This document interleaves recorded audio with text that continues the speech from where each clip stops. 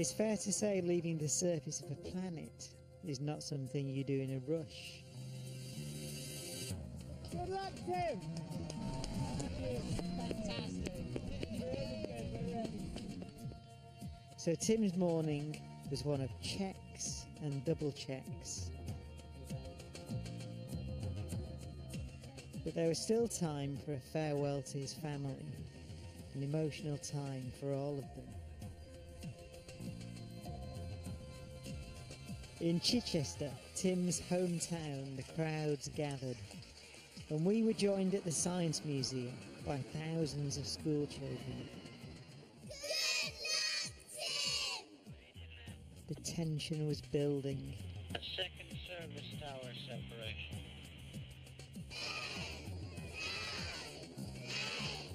And then, at 11:03 and 10 seconds, to the International Space Station.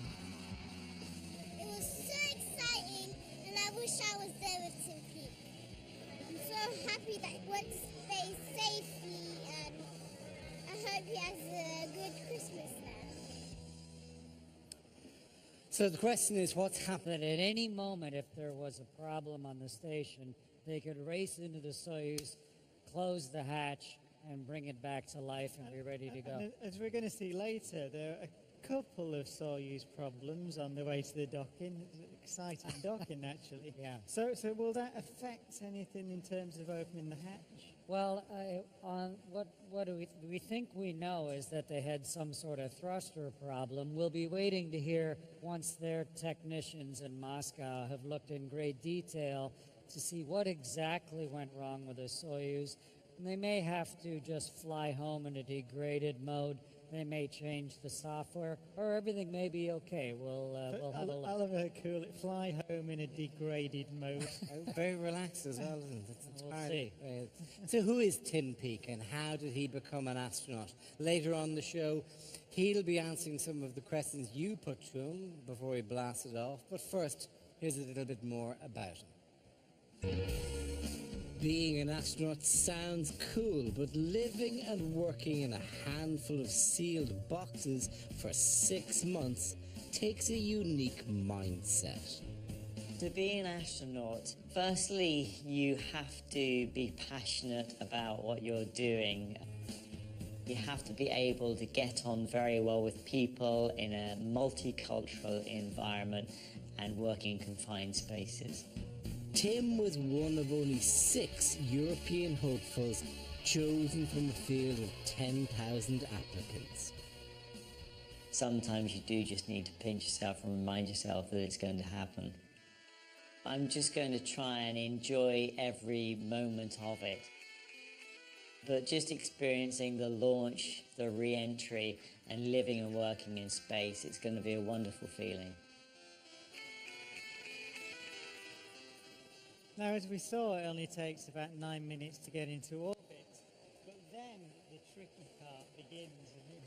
We've lost you in sound there, Brian. We've lost a little bit of sound there. Have you? Oh, there we are. There we go. I was going to say, then the tricky part begins, and it was a bit more trickier than usual, as you're going to see. But essentially, the docking has to happen. And that's, we've got a graphic here. Easy.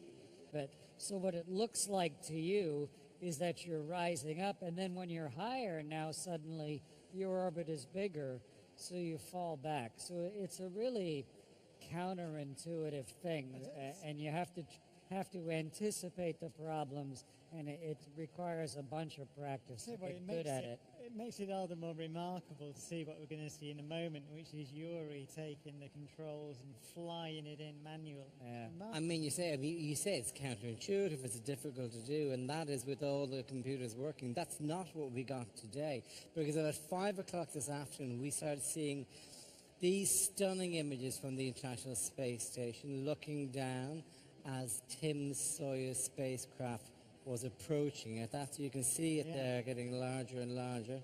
Now, at first this all seemed to be going to plan, but then slowly everything changed.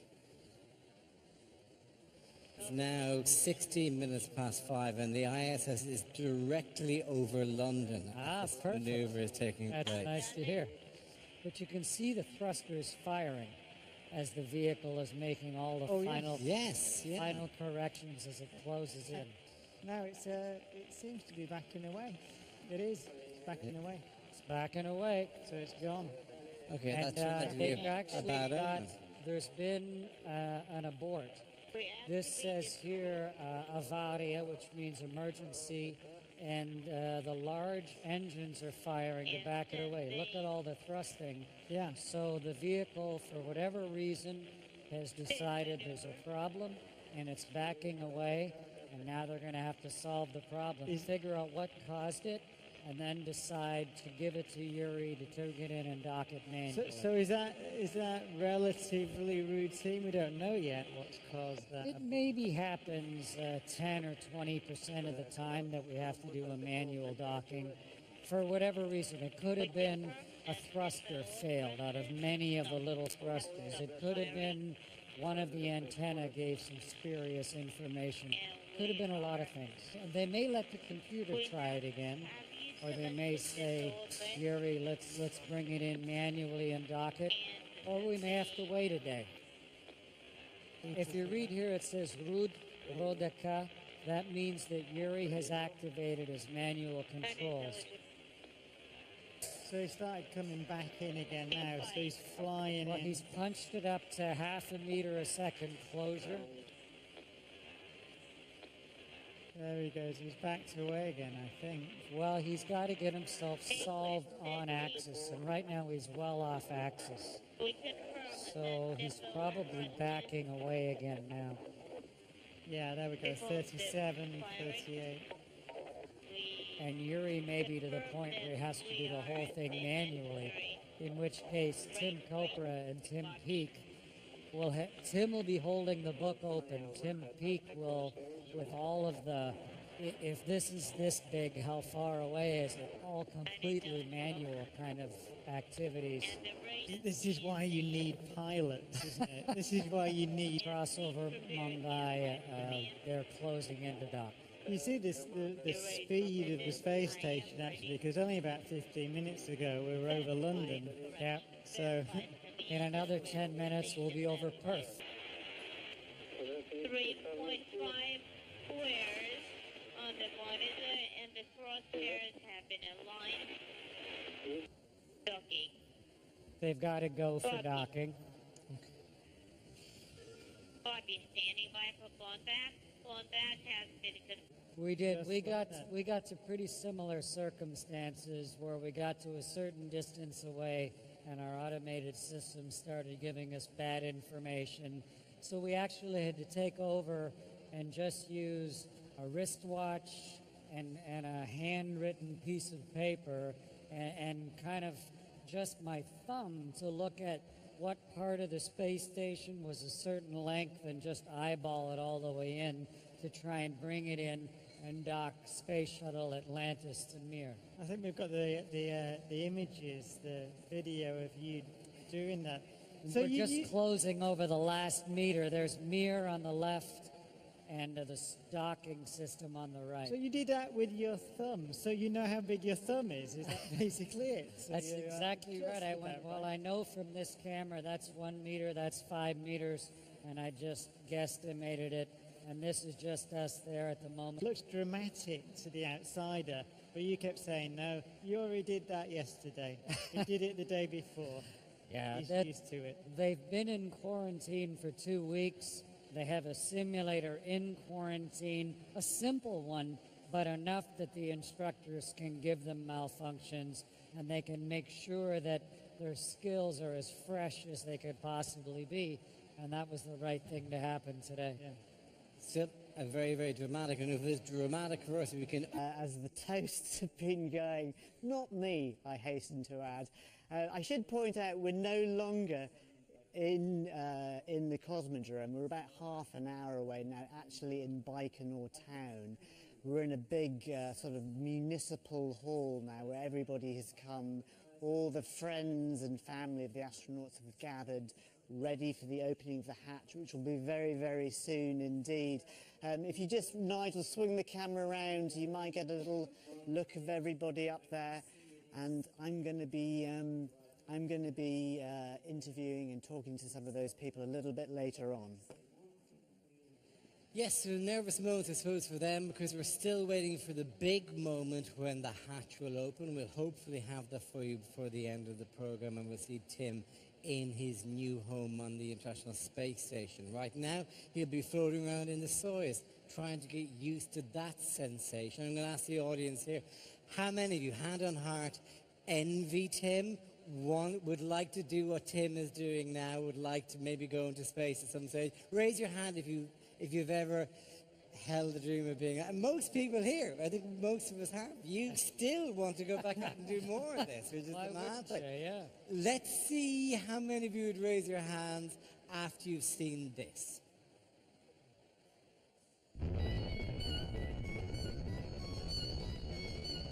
So far, the launch has been the most dramatic part of Tim's journey. But for his body, the drama is just beginning. Now he's in orbit, it's under attack from space. An attack Tim has been training hard to resist. So removed because it's no longer needed, but new bones not formed in its place. Astronauts lose around 1 to 2% of their bone mass per month. And it's not just bones. Tim's muscles will lose size and strength as well. NASA have recorded muscle mass reduction of about 15% and power loss of 30% during 6-month stints in space.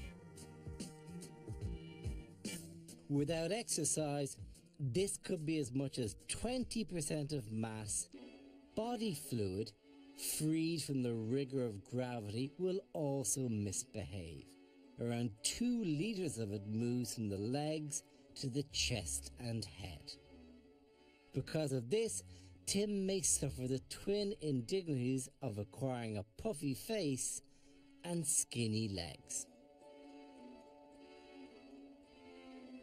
The increase in pressure inside his skull may result in space headaches and could crush his optic nerve, resulting in blurred vision. Neither of these phenomena are fully understood. Been up there for about 6 or 7 hours. So what will he be feeling at the moment for his first trip? But imagine if they shut gravity off right now for you. You'd come floating up off the floor. It'd be hilarious and fun and liberating and tumbling. But then pretty soon you'd start to feel nauseous just because your body's so confused by the tumbling. And also, your body would stop building. You're going to be a little more windmilly and clumsy Like than a the others. comedian. Yeah, or like Funny. like someone on the ice for the first time when you step out onto the ice and you're having to cling to someone else until you get your feet. So it takes a while to get used to it on the way up. On the way down, how long does it take to get used to being back in gravity again? It's pretty overwhelming when you come back, the oppression of gravity and your body. It is, and then the rescue crews are there. This will be June for Tim and company, and they drag you out, and you're trying to be very careful. Hold your head still. Just respect that your body is slowly readapting. You're delighted to be home, but you don't want to stimulate yourself to be too nauseous. How long does it It's the osteoporosis, which is of a lot of interest to the medical community, of course. Of Let's course. go over to our model. Let's have a look at his new home. This is the International Space Station, an excellent model of it. Where would he have docked firstly? Where is he now? So there are one place for the space shuttle to dock and for a lot of the resupply ships, but the Soyuz is docked back on the Russian-built segment. They can dock here on top, or they can come around and dock to one of the 2 ports underneath, or they can dock at the back. But this here, underneath, is where Tim and his crew are docked, and right now they're doing all the pressure checks. So when they've got our ship this is how the station looks, with this being the nose, silently soaring around the world. So if you want to do some astronomy, you have to get positioned on some windows looking this way to see the universe. If you want to do astronomy with your eyes, you need to look up through the little hatches in the top. But we also... It does intrigue me how you do Stargaze on the ISS, but these are first pictures live from inside the space station. Hatch still closed. Still Right. waiting for the others to gather, so possibly still some time still to wait. We're here. looking down that tunnel at the hatch that leads to the Soyuz. So we're looking straight down at the Earth along a tunnel. So that's a camera pointing that That's way. right. Down inside that module right there at the hatch that is against the Soyuz. Any second now the hatch is open, but we'll just chat for a minute. Fiona, how was the day today? It must have been an incredibly emotional day. It was, but it's been brilliant. I mean, it's been really exciting. It's been everything he's worked for. He has worked really, really hard and trained really hard for this. And I just don't think it could have gone any better. It seemed to be a perfect launch. The weather was beautiful, there's no wind, and it was just wonderful. It's far better than I thought it was going to be. Were you nervous at all? Misha Konyenko and Misha and Scott are up there for a year right now, and you can see Sergei starting to open the hatch in the distance. Scott just noticed where he was floating, and you can see cameras at the ready. They know that the crew's going to want a good Do we image. know what order they'll appear in? Is there any formality to this? It's really up to Yuri Malenchenko to decide which of his crew is going to come through. Seems like they're having a bit of a... Now they're there we go. opening the hatch. They have to beat that last little bit of air pressure differential, and they're about to pull the hatch all the way open. They're checking to see that somebody's ready. It's almost time for Tim to come into the International Space So who's Station. it going to be? They're having a look. They have the same question. Who's it going to be? Yeah. Oh, yeah, pose for another photograph. So this must be a little liberating experience. So the spacesuits will be off now. They'll have taken those off and stored them. Time when the family can relax, I suppose. Well, they know they're finally in. Once this hatch is open, basically a journey that began for Tim decades ago when he first started dreaming about this has now actually arrived at its destination. So his mother will breathe sighs of relief at multiple different levels. I mean, Tim has been training for this since 2009. But he didn't suddenly start No. thinking about this just 6 years ago. Of course, it's been in his mind for years. So yeah, it's been a long road to get to this destination today. So we expect, as you said, the safety briefing first. So I suppose that anything, a meteorite impact or something like that's what's likely to happen now when, in fact, where are they going now? They're all running off. Well, that's helpful. What's... You better turn that back again. Just as I said. So that's quite during the docking, and this is the capsule that they'll ride home in in June. So here we are. So they seem to have calmed down, have they?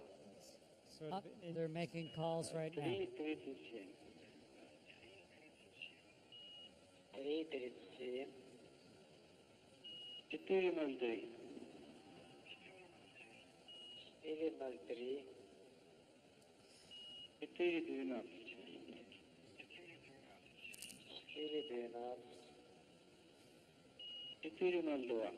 Can you translate any of that for us? Right now, they're just reading from a table of numbers.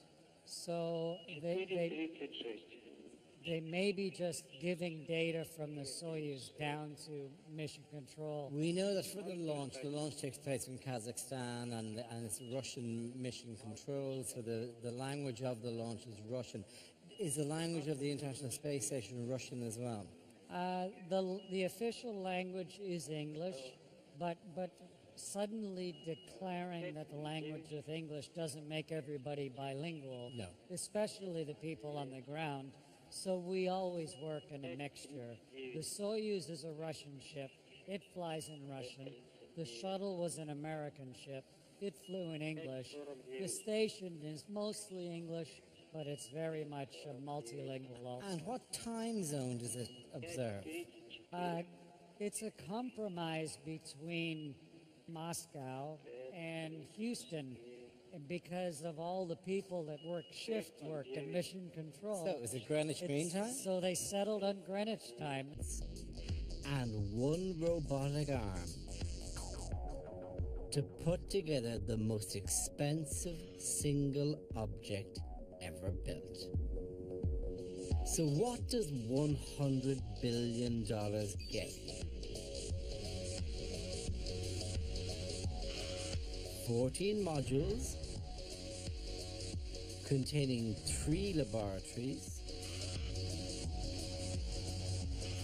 2 toilets, 1 gymnasium, a bit more usable space than your average 5-bedroom house,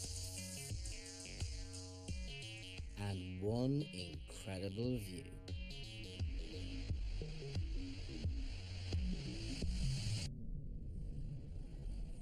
So the figure we mentioned there is $100 billion. What are you getting for your $100 billion these days? Well, of course, that's $100 billion invested over whatever the 25 years we've been working on a space station. But for me, it's several different things. It's a laboratory that doesn't exist on Earth, and we've run almost 2,000 experiments up there over the last 15 years. It's an observatory of the universe that is not just temporary, but permanent and above the atmosphere. It's an observatory of the world that goes around the world 16 times a day.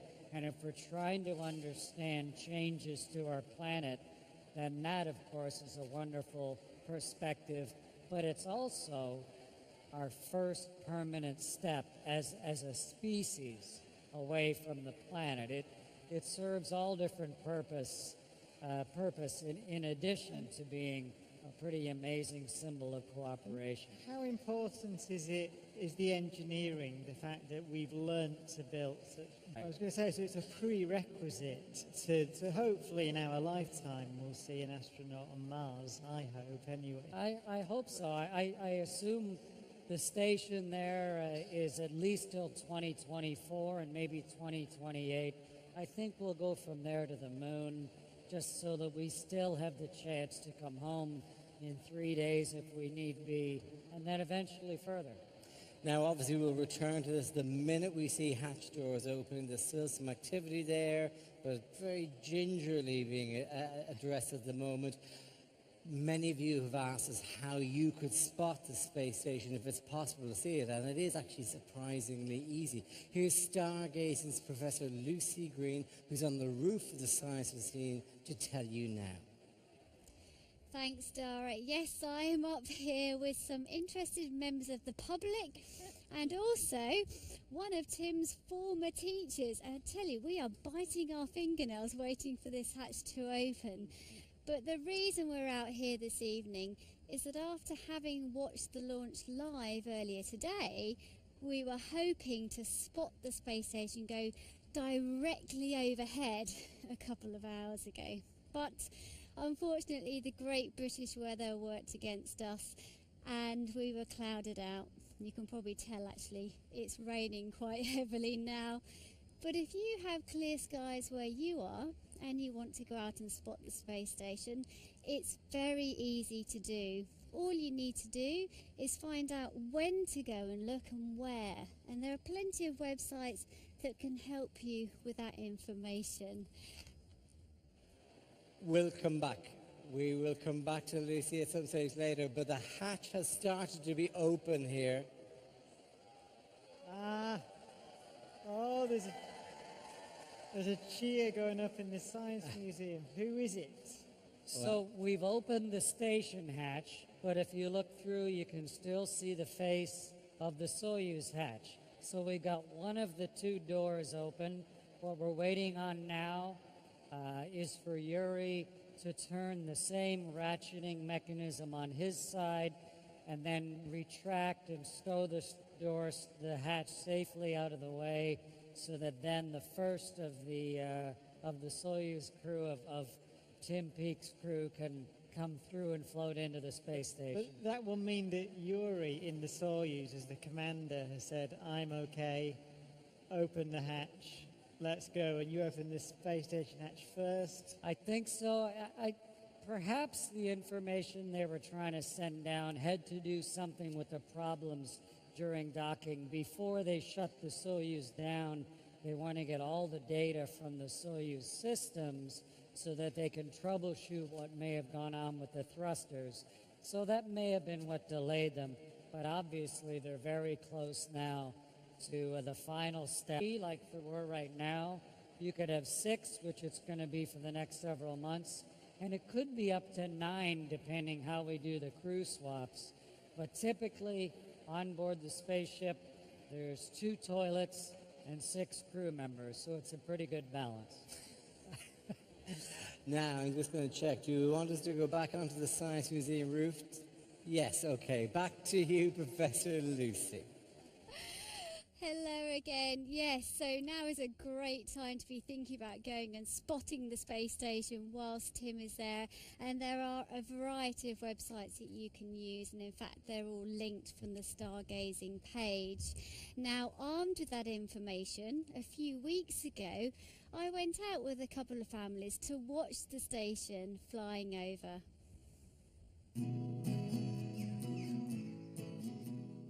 I've come to meet some space fans who've read about rockets and spacecraft many times in their books, but have never actually seen a real-life working. Personal items he was allowed to take up with him.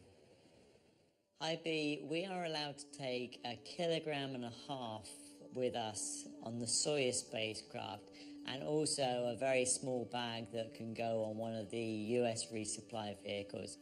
But that contains lots of items that you might want to give out to other people when you get back, such as patches and pins and lanyards and all the great things that you could say have been flown in space. In terms of my personal possessions, I've got a special book that Helen Sharman, the first British astronaut, she's given me to fly in space, as well as some things from my family. Well, it's an honour to have Helen Sharman with us, the first UK astronaut ever in 1991. Yes!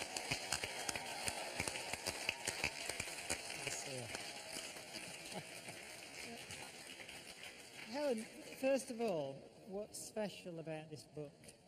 This is a copy of a book that actually Tim has taken to space. It's one that I was given just before my space launch, and it was signed by Gagarin. I took it with me into space, and my whole crew signed it, and we stamped it with the mere official space stamp. And I brought it back, and I've been looking after it carefully ever since. And when Tim asked me quite recently, is there anything of mine that he could take into space for me, this book seemed the obvious choice. So we're really hoping that he'll and his crew will sign it and give it perhaps the ISS stamp. So maybe he'll bring it back. A tradition for UK astronauts of the future to sign this book. Maybe there'll be hundreds of signatures. That's something to aim for, isn't it? Helen, you went up in 1991 to the Mir space station. I mean, how long was your mission? My mission was 8 days altogether. 2 days on Soyuz spacecraft. So it wasn't what we have today, like a 6-hour journey to the space station. You had a full 2 days. 2 days. I hadn't been going there to bring back equipment, so it had sort of accumulated old scientific equipment in empty containers. And as you floated through Mir, just the wind currents around your body would have all these metal objects gently, like bells, clanging behind you. So floating through Mir was this beautiful, gentle, like cowbells with you everywhere that you went. Not that this should turn into a Monty Python sketch, but you did describe this as being luxurious in comparison to Mir. Yes, I mean, been told that International Space Station, you can phone home, you know, GPS phone. We had no GPS phone. We had no email or internet. This was 1991. So yes, communications with the ground were very limited, actually. We could only speak to ground when we were over any funding to last after that. And we're funding in European Space Agency human spaceflight programs just for another couple of years. Tim won't get another spaceflight in a couple of years. What we need is for that funding to continue, because we're building up a huge body of science expertise now in the UK around human spaceflight. Our engineering, our industry is getting projects through Europe because we're funding human spaceflight. Because Tim will be the first British ESA astronaut, and that should be really where more British astronauts are coming from in the future. Well, I hope very much we continue to fund ESA, and we'll get, maybe even Tim will get a second flight, but we'll certainly have more British astronauts in the future and more return for our science and our industry. Of course. That'd be why. 4 times this year the space station has had to change its orbit, and all for the same reason, to avoid pieces of space rubbish that were heading towards us. This space debris, as it's called, is a big hazard for the space station, as Chris explains. Dead rocket boosters, spent radioactive material from satellites, even a fellow astronaut's glove. We've let our tracked from Earth. But the problem isn't just that it's crowded up there. It's that all these objects are hurtling about at over 15,000. Okay, Nicole, I have my gate closed and locked. Because sooner or later, you're probably going to venture outside the ship with just a spacesuit on. That's when the objects like this become a threat. This 1 millimeter truth is not much. But although there's a lot of debris up there, space is huge. And our visors are pretty small. So fortunately, the odds are very much in our favor. Okay, I am ready to receive it. And let's face it, we wouldn't be astronauts if we ran from every danger, would we? Well, we've still been watching in anticipation. We've seen the commander sat there like that, but you said it's not entirely, that's a comfortable place to put your hands. Without gravity, if you just relax your arms, they sort of float out in front of you like this, which gets in the way of everything. So it's pretty common, actually, the way they're crossing their arms or putting their arms behind your head, and the blood doesn't drain out of your hands. So you also float with your hands around your knees just to keep out of people's way. The relaxing posture even becomes different without gravity. But talking about the space debris, we have a couple of photographs here that you took on a spacewalk out on the ISS. What we're looking at here are the solar arrays. This is the structure that deployed them. This is where they're held. But this big solar array, if you look really close at it, has what looks like a bullet hole. I can zoom in. Yeah, if you zoom in, there's that solar array, and you can actually see that tons a day of meteorite hits the Earth, and all of them go through our orbit. So occasionally one of them has to hit us. Could you hear them when you're on board? Could you hear them pinging off the outside? Once in a while, the bedroom that was right against the hull, and you're laying there drifting off to sleep, and once in a while you hear sort of a thwang of something hit the metal on the outside. So it's a reminder that... And you're making sure that not only is nothing leaking between those seals, but actually then you're equalizing the pressure between the space station and your spacecraft as well. You don't want to have a great big opening very fast of the cover, And also you want to be able to open it. You don't want the pressure to be pushing it in. Is there any chance we can speculate onto what's happening now? Is this the Soyuz crew? Cameras are out again.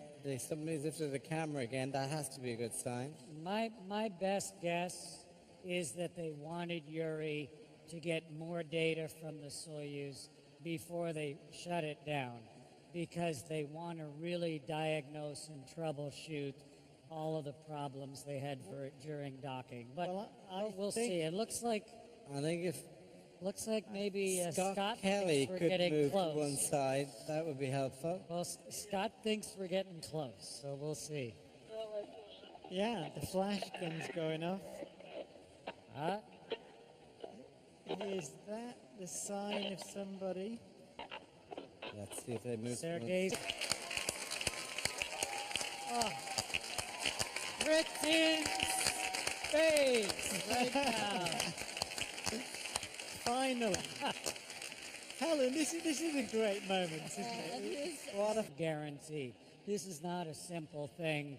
It's a huge combination, international, technical, and very personal. Yeah, an incredible drink. It started at 3 minutes past 11 this morning. Fast by the standards they used to do, but nonetheless they kept us waiting until the very edge of this program having to finish. Tough day for them, you Yes. know. We relaxed for a couple of days and then did a manual docking. They've done it all after their launch day, so a tough day. So now the procedure there'll be a safety briefing. So they're floating up into the station. They'll be turning the corner. They'll all be heading down to the Russian end here in the service module, and also having a little briefing and discussion about what to do if an emergency were to occur. I think that there's history, space history all over There, I think it's Tim Peake right there, ladies and gentlemen. Gagarin. Yeah, if you look on the wall behind where Tim is floating right now.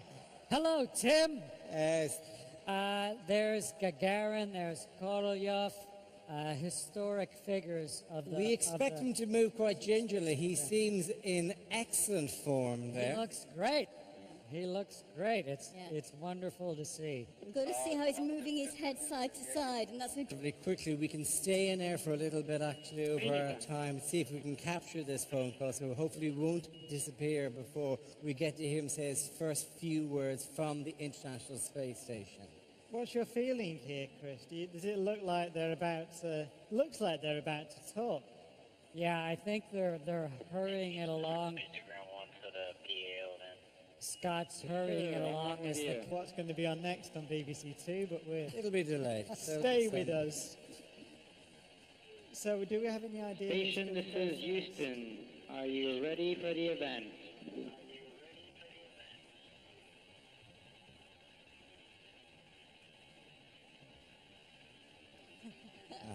turn it on. Mission, and God bless you. That was Yuri's wife. Okay, thank you.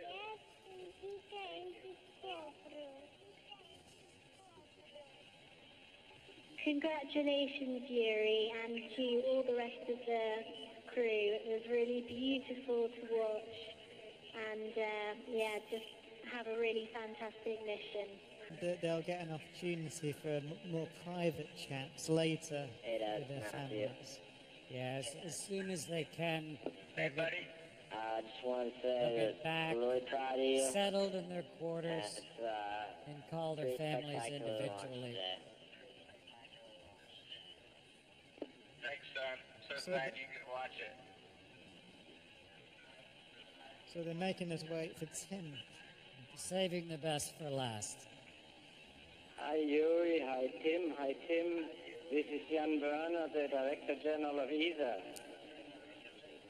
Tim Peake, I have just one question. You selected the window seat.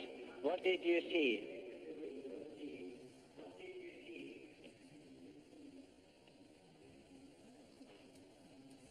So we've still got. Oh, that's unfortunate. I think no, we've still got audio. We should still have audio. They're just getting his microphone ready, probably. But we've got a frozen picture. And that was it. So now it's really great that the families can be involved, I think, much more with them. It really helps, I expect, doesn't it? Yeah. So that's Rebecca, Tim's wife, with the scarf there in the middle of the picture. So she will be significantly more frustrated than us at the moment, won't she? She's waited all this time. So that's a usual thing. I think you were saying earlier, there tend to be communications blackouts as you switch satellites. You're racing around the world so fast that whichever satellite you were using, you drive over the horizon, and then you need to lock onto another one. And there's dropouts all the time. When Helen flew, there were dropouts for the majority of the time. Now there are still gaps around the world where we don't have communication with the ground, and it's normal for us. It's frustrating, of course, for everybody who's trying to talk to us, but it's just part of it. This is again Jan Werner. I hope you can hear me again now. There we go. We're back. We locked onto a new satellite. There is, I hope, yes, there is some reaction there as well. So, Tim Peake, my question again. You selected a window seat. What did you see? Well, you know, it was a beautiful launch, and we got launched straight into night and got on with the work.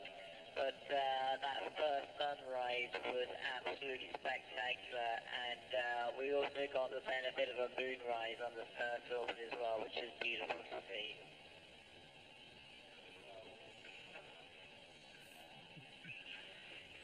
Hi Tim, this is David Parker at the UK Space Agency. Congratulations on a fantastic launch. I think most of the country has got really behind you and is enjoying your mission so far. So as you look forward to your 6 months mission of science and discovery in the future, my question is, what would you like to say to all of the young people who watched the launch today? Hi David, good to talk to you. Hi Rob.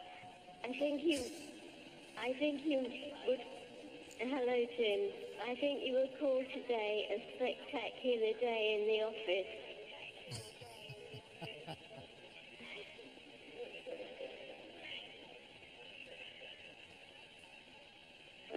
I think we had a great time in the office, that's for sure.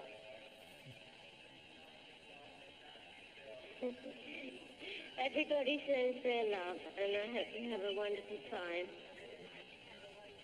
Bye for now. Thank you very much, and love to everybody back home.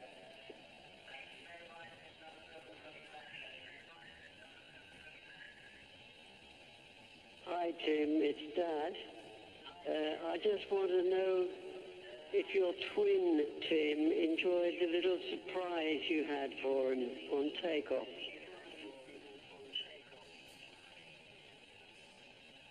You know, we both got each other there. There was too many surprises going on before takeoff.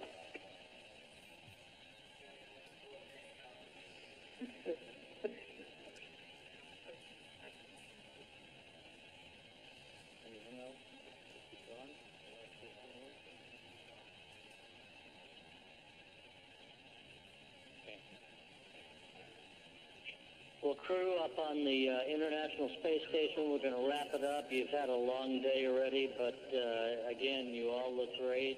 Thanks for the thrills today, and we'll look forward to your half year on board the International Space Station. With that, I'll turn it back to David, Capcom. This is Baikonur House. Thank you to all participants in Baikonur Station. We're now resuming.